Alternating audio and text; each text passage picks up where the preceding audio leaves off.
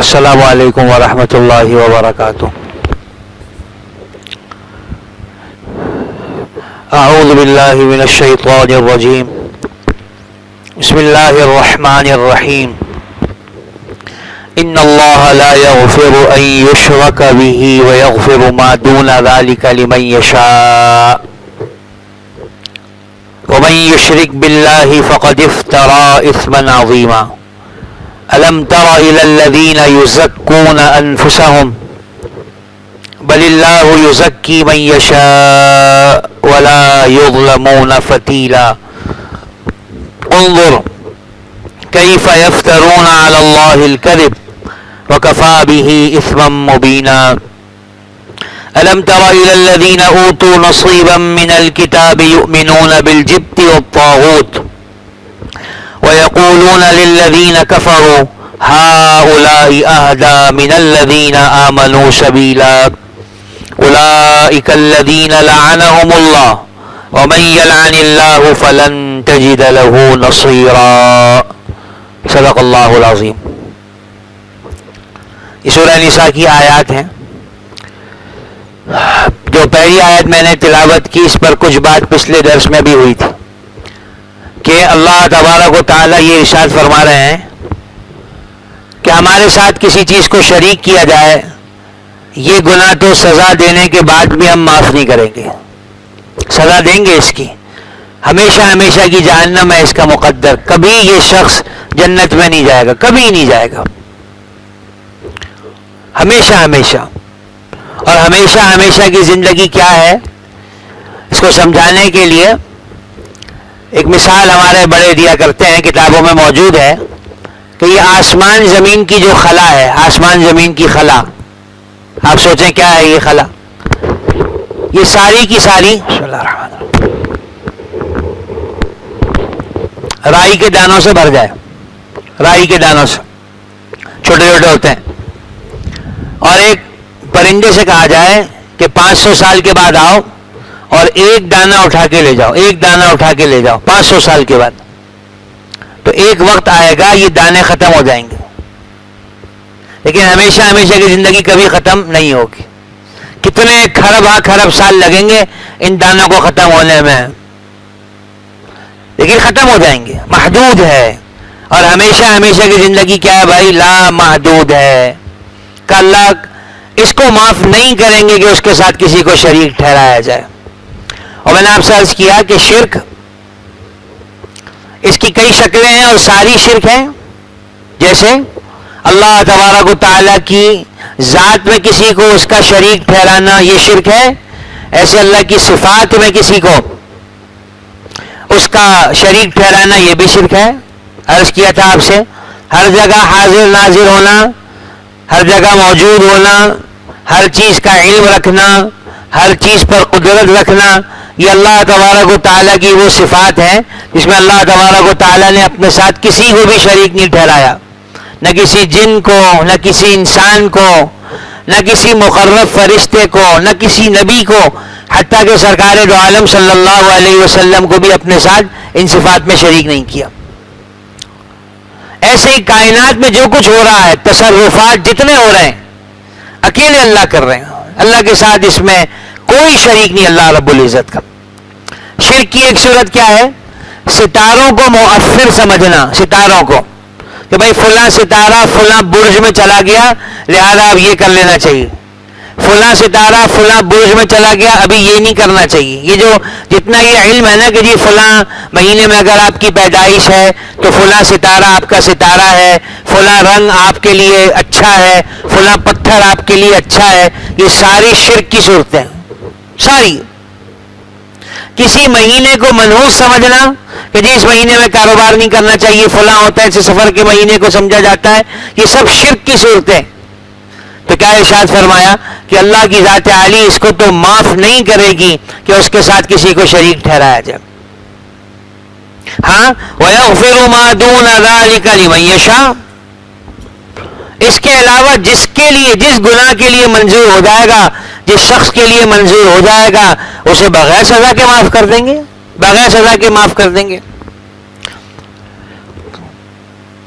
ضابطہ اللہ نے یہ طے کیا ہے کہ جو صغائر ہیں، چھوٹے گناہ، یہ تو عبادات کے ذریعے ہی اللہ معاف کر دیتے ہیں. آدمی وضو کرتا ہے، وضو کرنے کے ذریعے سے گناہ معاف ہوتے ہیں. نماز پڑھتا ہے، اس کے ذریعے سے گناہ معاف ہوتے ہیں. ٹھیک ہے، حتیٰ کہ کانٹا آدمی کو چبھتا ہے، اس سے بھی اللہ اس کے گناہوں کو معاف کر دیتے ہیں. اور کبائر جو بڑے گناہ ہیں جن پہ اللہ رب العزت نے، اللہ کے رسول صلی اللہ علیہ وسلم نے کوئی وعید ارشاد فرمائی ہو، لعنت فرمائی ہو، ایسے گناہ آگے آ رہے ہیں، تو یہ توبہ سے معاف ہوتے ہیں. اصول کی بات اللہ نے یہ طے کی کہ توبہ کرو گے تو معاف کر دیں گے. لیکن اللہ کی ذات عالی قادر ہے، بغیر توبہ کے بھی معاف کر سکتی ہے. اور ایسے کئی قصے ہیں اللہ نے معاف کر دیا. کوئی ادا پسند آ گئی. یہی وجہ ہے، آگے آ رہا ہے کہ کبھی کسی گناہگار شخص کو حقارت کی نظر سے نہیں دیکھنا چاہیے.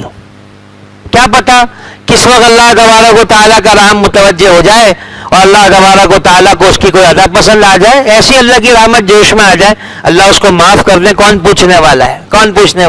کون اللہ سے پوچھ سکتا ہے آپ نے اس کو کیوں معاف کیا؟ اہل سنت والجماعت. اہل سنت والجماعت کا مطلب کیا ہوتا ہے؟ سنت اس طریقے کو کہتے ہیں جس طریقے پہ حضور صلی اللہ علیہ وسلم امت کو چھوڑ کر گئے، اس طریقے کو سنت کہتے ہیں. جس طریقے پہ اللہ کے رسول صلی اللہ علیہ وسلم امت کو چھوڑ کر گئے وہ سنت کہلاتا ہے. اور جماعت جس چیز پر صحابہ کرام موجود تھے، صحابہ کرام کے بعد تابعین، تبع تابعین، ہر زمانے میں امت کے صلحاء جس طریقے پر رہے، اس کو جماعت کہتے ہیں. یہ اہل سنت والجماعت ہے. اس کا عقیدہ یہ ہے کہ اللہ کی ذات عالی کبیرہ گناہوں کو بھی معاف کرتی ہے اور اللہ کی ذات مہربان ہے، توبہ کے بغیر بھی معاف کر سکتی ہے.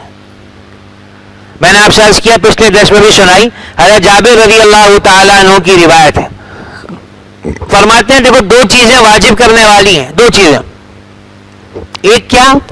جس شخص کا انتقال اس حال پر ہوا کہ اللہ کے ساتھ کسی کو شریک نہیں ٹھہراتا تھا، جنت میں جائے گا. اور جس کا انتقال اس حال میں ہوا کہ اللہ کے ساتھ کسی کو شریک ٹھہراتا تھا، جہنم میں جائے گا. ٹھیک ہے. اور وہ ابو ذر رضی اللہ تعالیٰ عنہ کی مشہور روایت ہے، آپ علیہ الصلوۃ والسلام نے ارشاد فرمایا جس نے لا الہ الا اللہ کہا جنت میں جائے گا. آپ ابو ذر رضی اللہ تعالیٰ عنہ نے فرمایا اللہ کے رسول چور ہو، زانی ہو تو بھی؟ کہاں جائے گا بھائی، جنت میں جائے گا. تو اہل سنت والجماعت کا عقیدہ یہ ہے کہ کبیرہ گناہ کرنے سے نا آدمی کافر نہیں ہوتا، رہتا مسلمان ہے. ہاں سزا کا مستحق ہے، اللہ میاں چاہیں گے سزا دیں گے، اللہ میاں چاہیں گے معاف کر دیں گے. لیکن مسلمانوں کے کچھ فرقے جن کے عقیدے مختلف ہوئے، آپ نے نام سنا ہوگا، آج کل بہت نام چلتا ہے، خوارج، یہ ایک طبقہ ہے. میں عرض کرتا ہوں اس کے بارے میں کچھ. وہ کہتے ہیں نہیں، گناہ کیا تو آدمی پھر مسلمان رہتا ہی نہیں، کافر ہو جاتا ہے. کیا ہو جاتا ہے بھائی؟ کافر. ہمارا یہ عقیدہ نہیں. ہمارے یہاں گناہ کرنے سے آدمی کافر نہیں ہوتا، رہتا مسلمان ہے. ہاں اللہ نہ کرے کسی اسلامی چیز کا مذاق اڑایا، کسی چیز کو حقیر سمجھا، پھر اس کا ایمان خطرے میں پڑ جاتا ہے. ویسے چھوڑ رہا ہے، نماز نہیں پڑھ رہا، سود کھا رہا ہے، زنا کر رہا ہے، شراب پی رہا ہے، ان چیزوں کو جائز نہیں سمجھتا نا، یہ کافر نہیں ہے. اللہ نہ کرے کسی گناہ کو جائز سمجھنے لگے نا تو یہ اس کا ایمان خطرے میں آتا ہے. یہ بہت خطرے کی بات ہے، میں آپ سے عرض کر رہا ہوں. ہمارا وہ کاروباری مجمع جو کاروبار میں حلال حرام کی تمیز نہیں کرتا، جہاں سے آتا ہے لے لیتا ہے، جہاں سے 2 روپے کا نفع ہو کما لیتا ہے، گناہگار ہوگا، کافر نہیں کہیں گے اس کو. لیکن اللہ نہ کرے حرام کو حلال کرنے کی کوششیں شروع کر دی نا تو ایمان خطرے میں پڑ جائے گا. ایسے یاد آ گئی، بات سے بات نکلتی ہے. سود لینے دینے کے کئی حیلے بازار میں آج کل موجود ہیں. کئی ہے سود، آپ شکل نام بدلتے ہو، ہوتا سود ہی ہے. جیسے مثال کے طور پر مجھ سے کسی نے ایک مسئلہ پوچھا، میں آپ کو سناؤں. اس نے یہ کہا کہ جی ایک آدمی کے پاس 5 بچھڑے ہیں، ٹھیک ہے، اور ایک بچڑا 3-3 لاکھ روپے کا ہے, 15 لاکھ میں ہمارا سودا ہو رہا ہے, ٹھیک ہو گئی. وہ مجھے کہہ رہا ہے کہ آپ مجھے 15 لاکھ دو, بچڑے مجھ سے لے لو, بچڑے وہیں رکھیں, اور پہلے سے یہ سودا ہو رہا ہے کہ پھر یہی بچڑے 5 لاکھ کے حساب سے میں آپ سے لے لوں گا. کیا کروں گا بھائی؟ 5 لاکھ کے حساب, مثال میں ہوں نا, میں نے اسلم صاحب سے کہا کہ اسلم صاحب آپ کے پاس یہ 5 بچڑے کھڑے ہیں نا, 3-3 لاکھ کے حساب سے میرے 15 لاکھ میں میرے ہو گئے, رکھے انہیں کے پاس سے, ان کو اصل میں ادھار چاہیے, اس لیے مجھے بیچ رہے ہیں. اور پھر یہی کھڑا ہوا ہے اور یہ مجھ سے کہتے ہیں کہ اچھا آپ ٹھیک ہے, آپ نے مجھ سے 15 لاکھ کے خرید لیے نا, اب آپ مجھے 25 لاکھ کے یہ بیچ دو. جانور وہیں کا وہیں کھڑا ہے, اور اصل تو قرض ہی چاہیے, اور قرض دیتا کون ہے جب تک نفع نہ ہو اس پر. تو 10 لاکھ کا نفع ہو گیا, ایک ہم نے کاروبار کی شکل بھی درمیان میں بنا دی, اور یہ بھی جانتے ہیں, میں بھی جانتا ہوں کہ کاروبار نہیں کرنا, اصل تو ان کو قرضہ چاہیے اور قرضے پر یہ مجھے نفع دینے کو تیار ہے. ایسی کئی شکلیں بازار کے اندر موجود ہیں. تو بھائی حرام کو حلال نہیں کرنا چاہیے, گناہ ہو جائے توبہ کر لے آدمی. تو ان خوارج کی رائے یہ ہے کہ بھائی جب آدمی گناہ کرتا ہے نا, اسلام سے نکل جاتا ہے. ہمارا یہ عقیدہ نہیں ہے, ہم یہ کہتے ہیں نہیں بھائی اسلام سے نہیں نکلتا, رہتا مسلمان ہی ہے. ہاں اللہ کی ذات ہے, چاہے سزا دے چاہے معاف کر دے. تو کہا ان اللہ لا یغفر ان یشرک بہ. السلام علیکم. کون؟ ہاں ہاں ابھی وہ کون ابھی بھائی؟ اچھا انا للہ, دعا کر دیتے ہیں.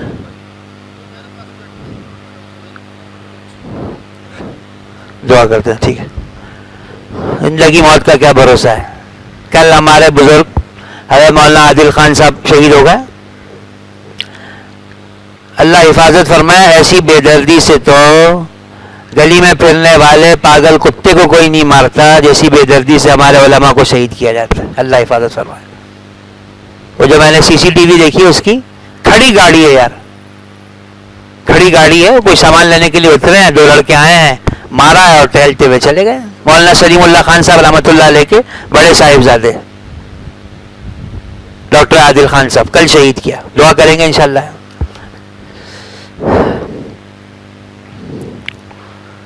تو کہا اللہ کی ذات عالی اس کو تو معاف نہیں کرتی کہ اس کے ساتھ کسی کو شریک کیا جائے. وَيَغْفِرُ مَا دُونَ ذَلِكَ لِمَن يَشَاءُ, اس کے علاوہ جس کے لیے منظور ہوگا اس کے گناہوں کو معاف کریں گے. اچھا شرک ایسا کیا گناہ ہے بھائی کہ معاف نہیں ہوگا؟ کہا بہت بڑا گناہ ہے, چھوٹا گناہ نہیں ہے. وَمَن يُشْرِكْ بِاللَّهِ فَقَدِ افْتَرَىٰ إِثْمًا عَظِيمًا, جس نے اللہ کے ساتھ کسی کو شرک کیا اس نے بڑے جرم کا ارتکاب کیا, ناقابل معافی گناہ کا ارتکاب کیا. اللہ معاف نہیں کریں گے. تو بھائی ہم بھی اللہ سے توبہ کرتے ہیں, اللہ میاں اگر ہماری زبان سے کبھی کوئی ایسی بات نکل گئی ہو جو شرکیہ ہو, ہم آپ سے معذرت چاہتے ہیں, معافی چاہتے ہیں, معافی چاہتے ہیں. آگے کیا فرمایا؟ الم تر الی الذین یزکون انفسہم. دیکھو کہ یہود نا, ان کی بری خصلتیں جگہ جگہ قرآن کریم نے بیان کی, جگہ جگہ بیان کی. اور میں ہمیشہ آپ سے عرض کرتا رہا ہوں کہ یہ بری خصلتیں اس لیے سنائی جاتی ہیں ہمیں متنبہ کرنے کے لیے کہ دیکھو تم میں یہ پیدا نہ ہو جائے, تم میں یہ پیدا نہ ہو جائے. کہ یہود کی ایک بری خصلت کیا تھی؟ یہ اپنے آپ کو بزرگ سمجھتے تھے. یہ بری خصلت ہے. کیا سمجھتے تھے اپنے آپ کو؟ بھائی بزرگ, ہم نبیوں کی اولاد ہیں, ہمیں کچھ نہیں ہوگا. قرآن کریم میں ان کا جملہ ہے نحن ابناء اللہ, ہم تو اللہ کے بیٹے ہیں. احباؤہ, اللہ کے محبوب ہیں, ہمیں کچھ نہیں ہوگا. جیسے ہمارا ایک عقیدہ ہے کہ بھائی جو سید ہے نا اسے کچھ بھی نہیں ہوگا, کچھ نہیں ہوگا اس کو. سید ہے, شاہ صاحب ہے, کچھ نہیں ہوگا اس کو.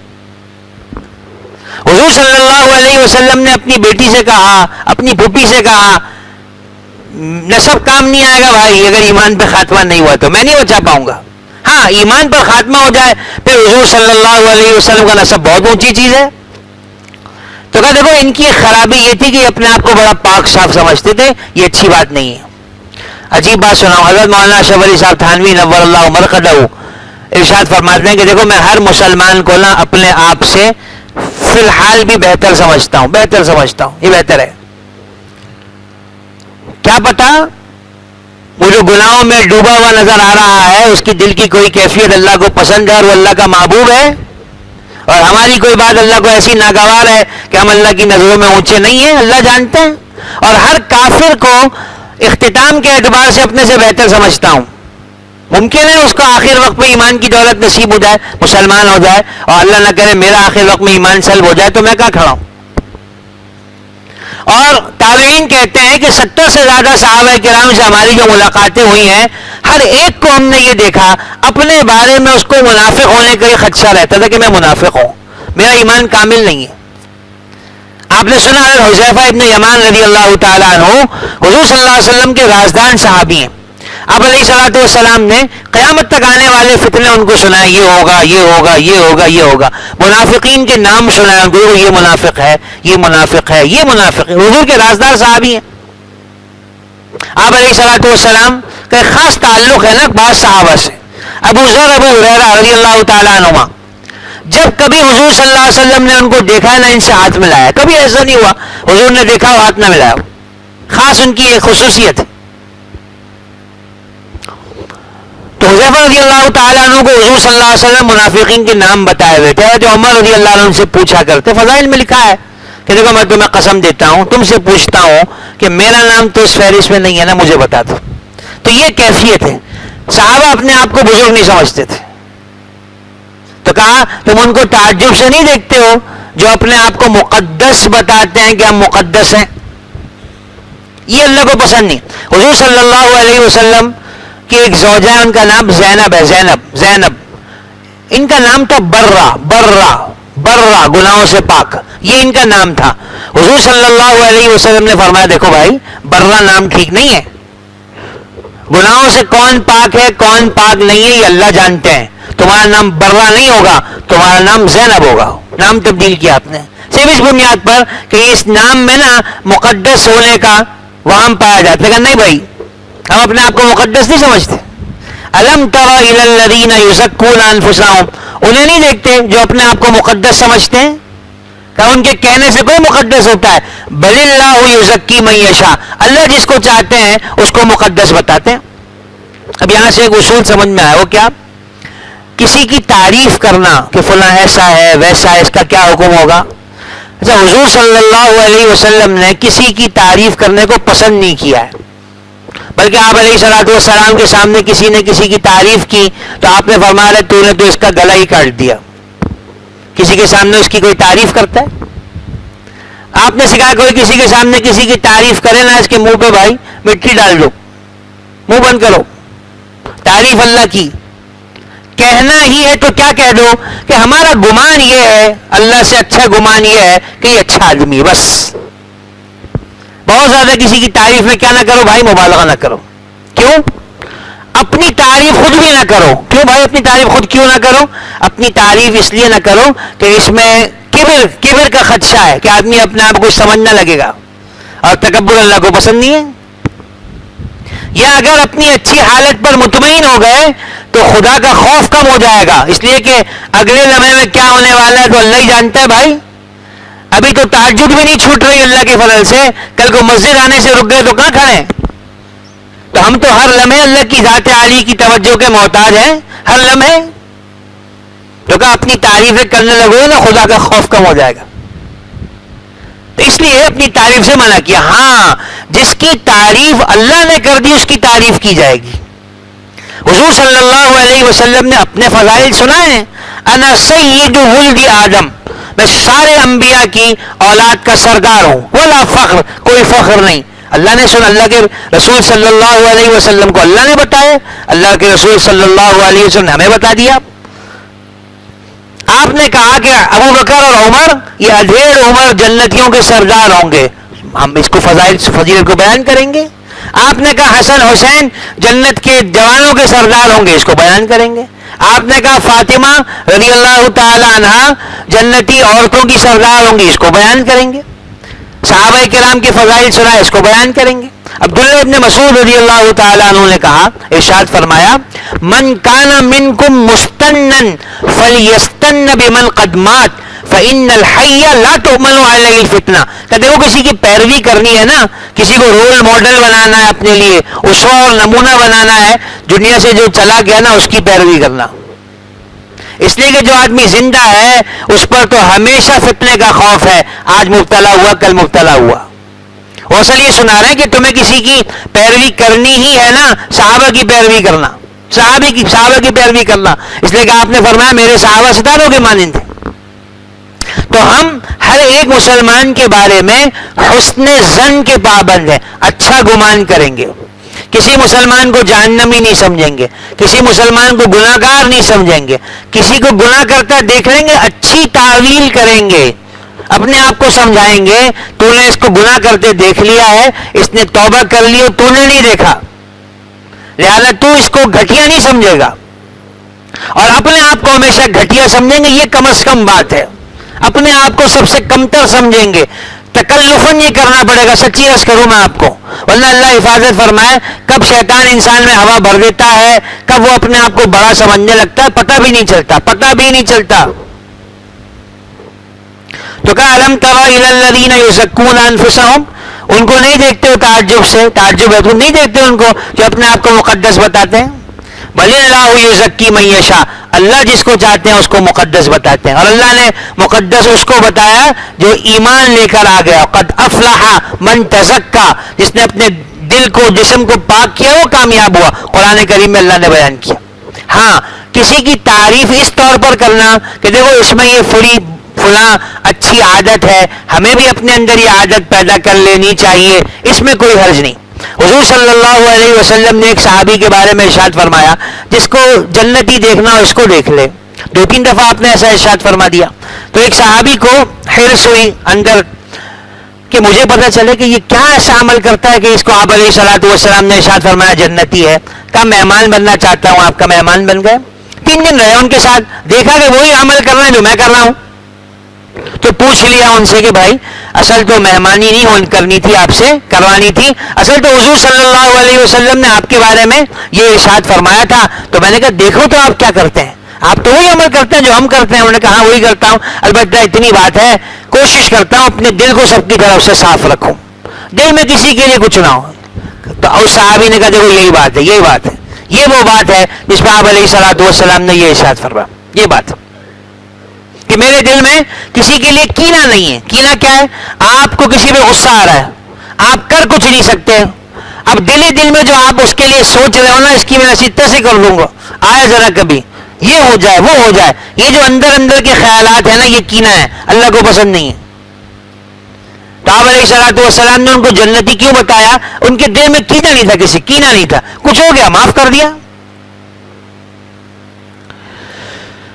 تو کہا بل اللہ یزکی من یشاء، اللہ کی ذات عالی جس کو چاہتی ہے اس کو مقدس بتاتی ہے. ولا یظلمون فتیلا.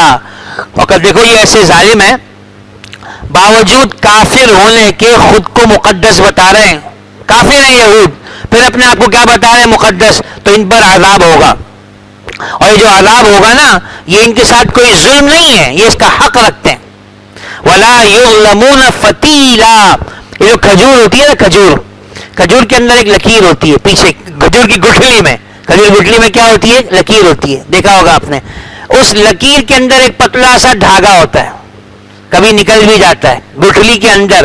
اس کو فتیل کہتے ہیں عربی کے اندر، فتیل. اس دھاگے کو گٹھلی کے اندر جو پیچھے ایک لکیر ہوتی ہے نا اس لکیر میں ایک دھاگا ہوتا ہے، اس دھاگے کو فتیل کہتے ہیں، فتیل.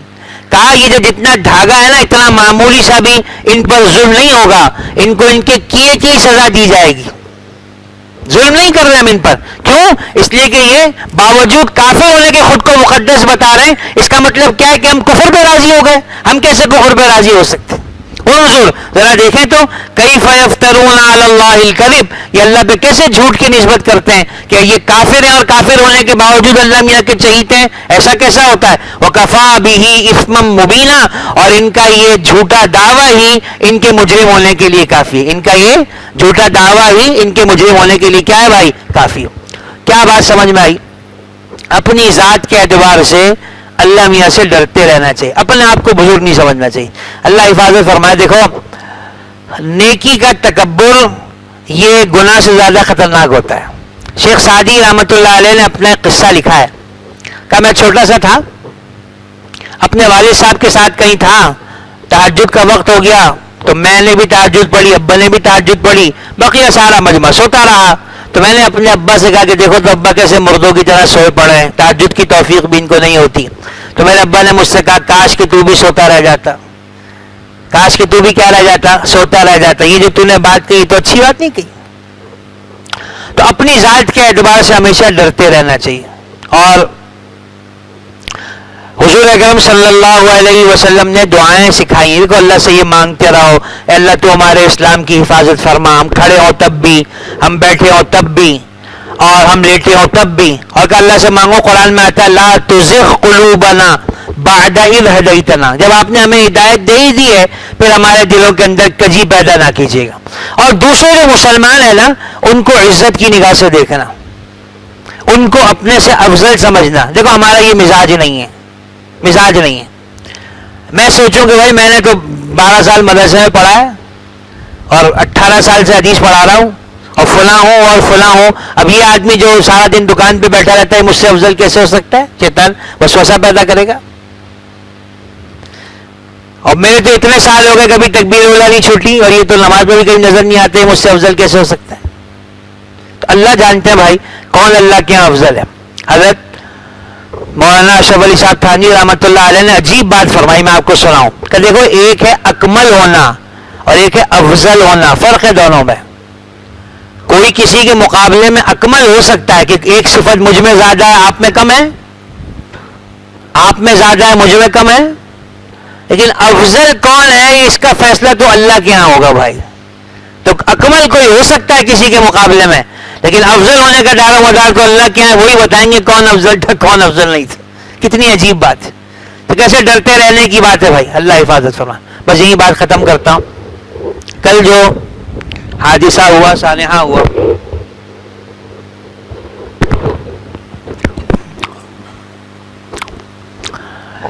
شہادت تو مسلمان کی معراج ہے. حضور صلی اللہ علیہ وسلم نے اپنے لیے بھی مانگی ہے, ٹھیک ہے.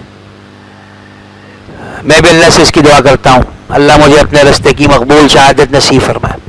حضرت عمر رضی اللہ تعالیٰ عنہ اس کو مانگا کرتے تھے کہ اللہ میاں مجھے اپنے راستے کی موت دیجیے گا اور نبی کے شہر میں. اچھا یہ دونوں دعائیں بڑی عجیب تھیں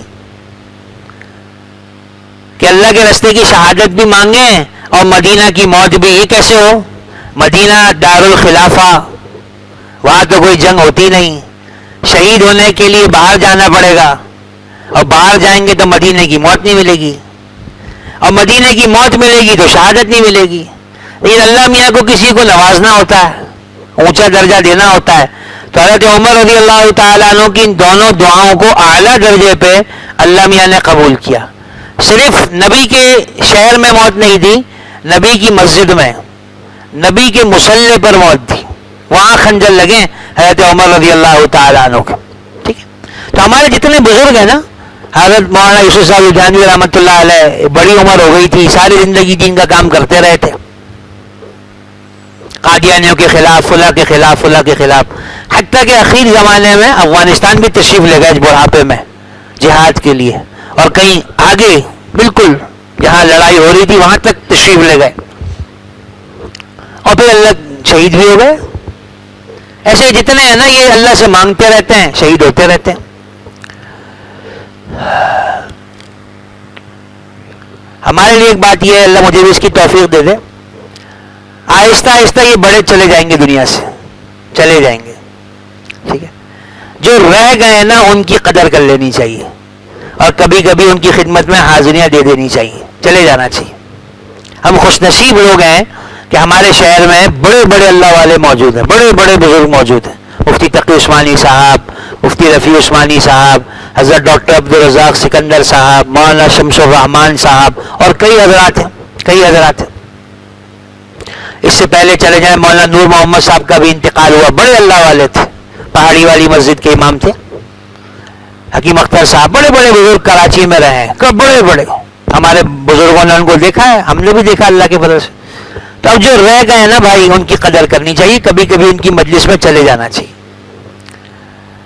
اور اللہ سے دعائیں مانگنی چاہیے کہ اللہ یہ جو لوگ جا رہے ہیں نا اللہم لا تحرمنا اجرہ ولا تفتنا بعدہ، اے اللہ ان کے اجر سے ہمیں محروم نہ کیجیے گا، ان کی برکت سے تیری طرف سے جو خیر دنیا پہ اترتی رہتی تھیں ان کے بعد بھی اتارتے رہیے گا۔ ورنہ ہوتا یہ ہے کہ جب کسی اللہ والے کا انتقال ہوتا ہے اس کی برکت سے جو خیریں اتر رہی ہوتی ہیں وہ بند ہو جاتی ہیں، اور کہا ولا تفتنا بعدہ، اس کے بعد ہمیں فتنے میں مبتلا نہ کیجیے گا، ٹھیک ہے۔ اور آپ علیہ الصلوۃ والسلام نے سکھایا کہ اللہ سے مانگو اللہم اجرنا فی مصیبتنا، ہم پہ جو مصیبت آئی ہے اس میں ہمیں اجر دے دیجیے گا، واخلفنا خیرا من، اور اس سے اچھا کوئی ہمیں دے دیجیے گا، آپ قادر ہیں ان سے کوئی اچھا ہمیں آپ دے دیں۔ تو یہ انتقال ہوا ابھی ان کا، ہمارے محلے میں ہمارے تبلیغی ساتھی تھے، وہ بیچارے بھی ایکسیڈنٹ میں اللہ کو پیارے ہو گئے، گاڑی والا ان کو مار کے چلا گیا، چھوٹے بچے ہیں ان کے، ایسے اور قریب میں کئی انتقال ہوئے، تو آخر کل 3 دفعہ پڑھتے ہیں اور پھر ان سب حضرات کے لیے ایصال ثواب کر لیتے ہیں۔ بسم اللہ الرحمن الرحیم، اللہ الصمد لم یلد ولم یولد ولم یکن له کفوا احد، اذا وقع فلا قل اللہ احد اللہ الصمد لم یلد